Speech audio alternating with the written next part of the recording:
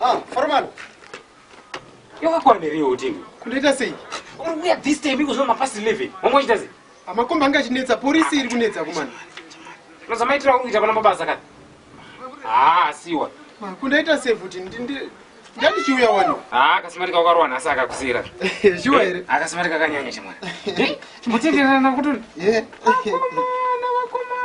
Zotoita kungewo watori foromani ina ndichaonekwa pano pakampani. Ndiwatochena kandi watororera. Aiwa amasmart chorowa. Aiwa chimoni pauka. Aiwa smart line chekucheka. Pfekedzane munhu smart yangu. Aiwa kana ndipo kanti. Aiwa zviti handidi ndakungono pusha ma works. Ndati handidi ne smart yangu. Tino ndipo kanti. Andati handidi. Tino sadaro. Handidi ne smart yangu. Iwo neno handikuida smart yangu. Kuruzati wakati udana nemwana mulungu. Zvine basa re.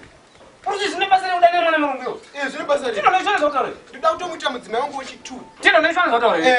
Aiwa ineti iwo wakati udana nemwana mulungu. Yenza ndinomuudza mulungu kuti udane mwana wake. Ndiri kuda kutomuita mudzimai wangu wechi2. Ampana una makire. Ampana una makire. Aiwa aka. Udane mwana mulungu. Ndiye wako ere, ndiye wako ere.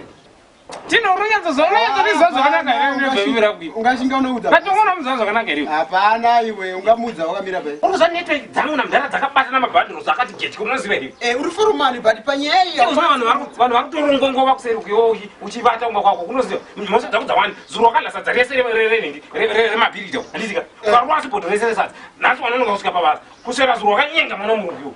Aiwa iwo saforomani ka ungatongwa nditongera iyo yekuti ndakadya sadza remabhirita asi yekuti ndodana nemwana wamurungu. Aiwa upinde ndopanda kunoti getye manje pamwana murungu pamwana murungu ndopanda kunobata nemhosva ndakutomudarama ufana kupambamba iwe mbama ndo anopambama asina muzotodane mwana wake iwewo kachongwe tipedza newe handina ramangwana akachongwe sadaro mirataura ne zvazvakwe kachongwe iwe ndaramuka makazorora ndara nyaya yatachitaura nyaya yemusikana basa tabva taona gudhu munhu anonyatsoziva ane idea nemunhu iyi tindo saka atosvika chitodudza nyaya yekutoti musikana wabasa tamuwana anotoziva tindo nyaya yese akuti nyotoitiziva tindo ndiadaro ndodedza tindo uya aurangedzanindaidze tindo auya ataure nyaya yake auraipa iyo tindo saka chongo ungatoshinga kudza murungu chemwana nyaya yakadai so inotaurwa here kumana murungu ndatomuudza izvezvi kuti iwe tindo iwe upinda nemwana wake saka iwo zvakuita wakutongonosvika wotodza tezvara ndaitase